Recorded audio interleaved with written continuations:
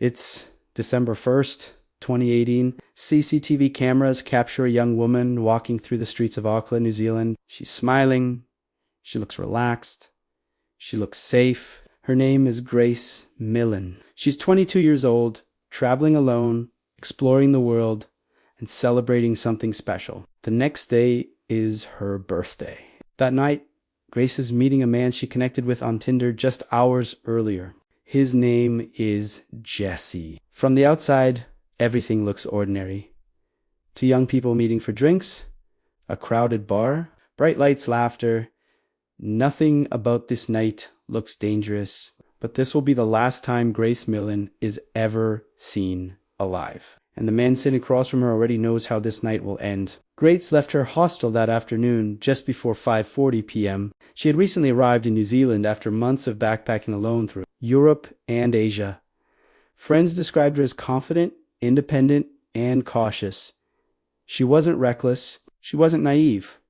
She chose public places. She told friends where she was going. She followed the rules women are told to follow to stay safe. Meanwhile, Jesse was already drinking. Hours before the date even began, he sat alone at a bar, downing beer after beer. CCTV later showed at least 4 empty bottles left behind when he stood up to leave.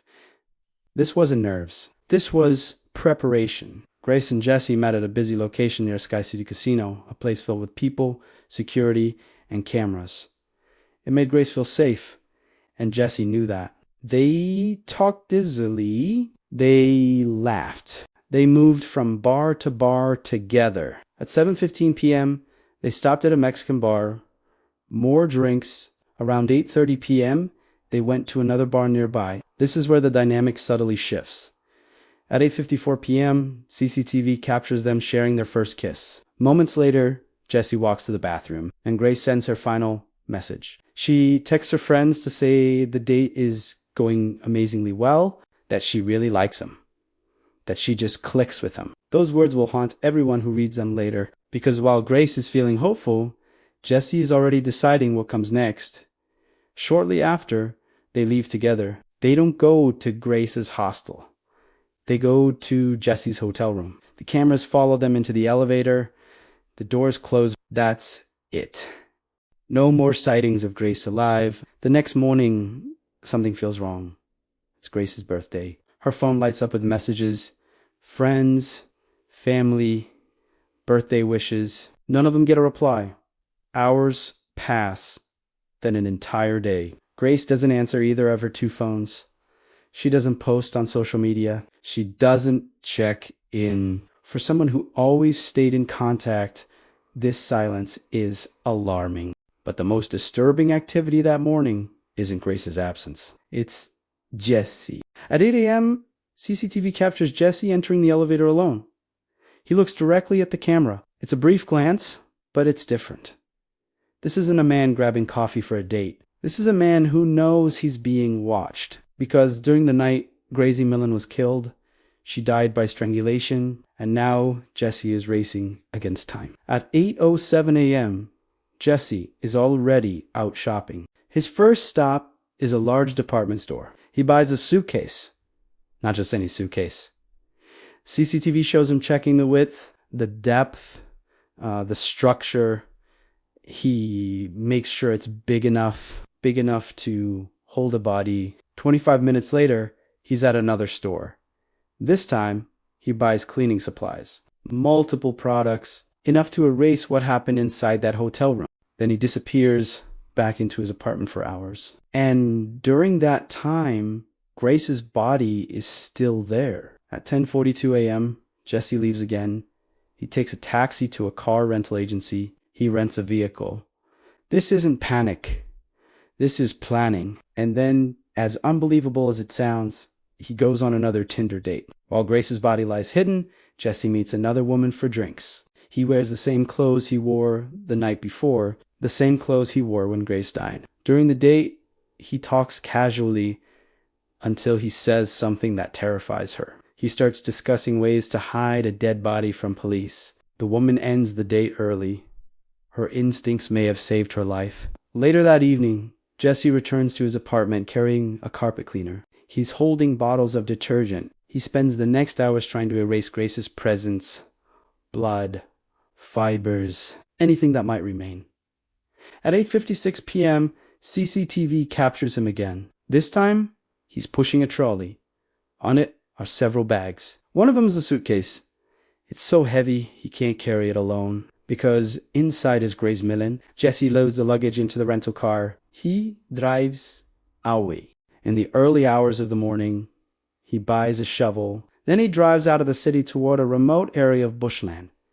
He digs, he buries the suitcase, and he leaves Grace there, alone. Back in the city, Grace's family is growing desperate. No one has heard from her. On December 5th, police officially declare her missing. Her father flies to New Zealand. He stands in front of cameras, begging for help, begging for his daughter.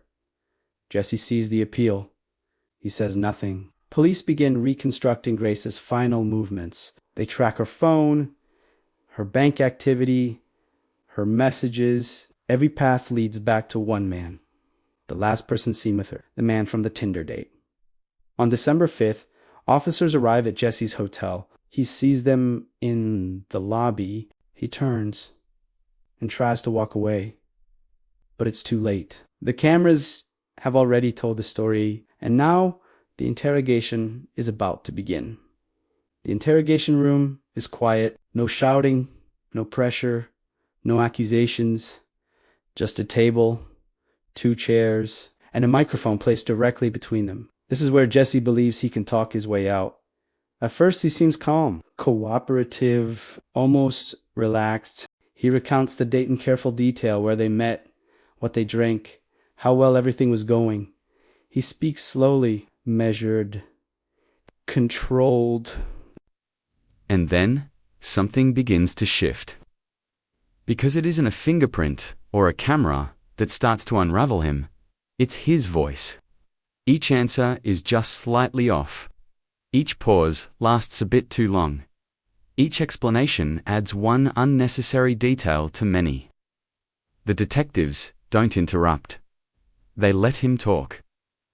He claims Grace was the one pushing for intimacy.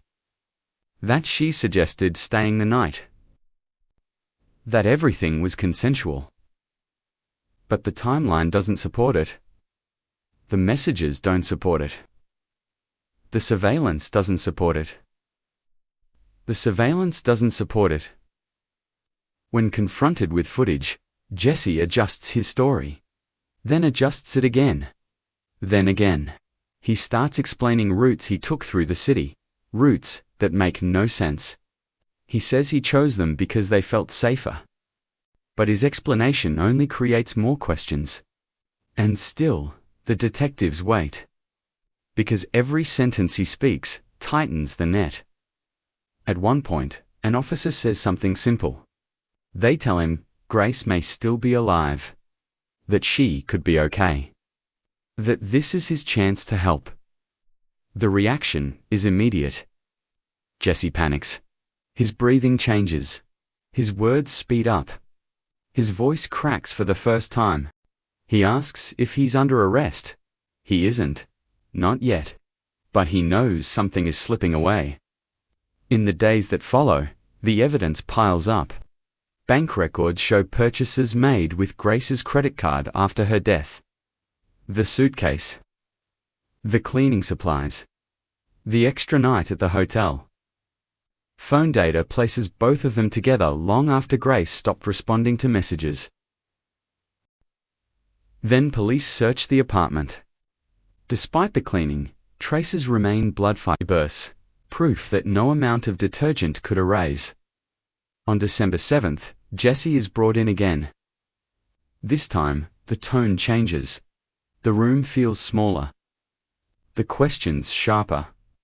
And Jesse finally cracks. His confession is messy. Disjointed. He claims they were engaging in rough intimacy. That Grace asked for it. That he fell asleep. That when he woke up, she was dead. He says he panicked. That everything afterward was fit-driven. But panic doesn't explain shopping lists. Panic doesn't explain renting a car. Panic doesn't explain another date. And panic doesn't explain burying a body. This is when his defense strategy becomes clear. Later, the media will give it a name. The 50 Shades of Grey defense. The argument is simple: that Grace consented to harm. That her death was an accident. But consent ends where life ends. And no one consents to being hidden in a suitcase. Investigators uncover something else. Jesse searched online for places to hide a body. Before Grace was even reported missing, he took photos of her body. Before and after placing her into the suitcase. This wasn't confusion. This was control. On December 9th, Grace Millane's body is found hidden in bushland outside Auckland. The suitcase is partially buried. Her injuries confirm strangulation. Bruising on her arms and chest show restraint. She fought and she lost. At trial, Jesse maintains his story. He shows little emotion. He insists it was an accident.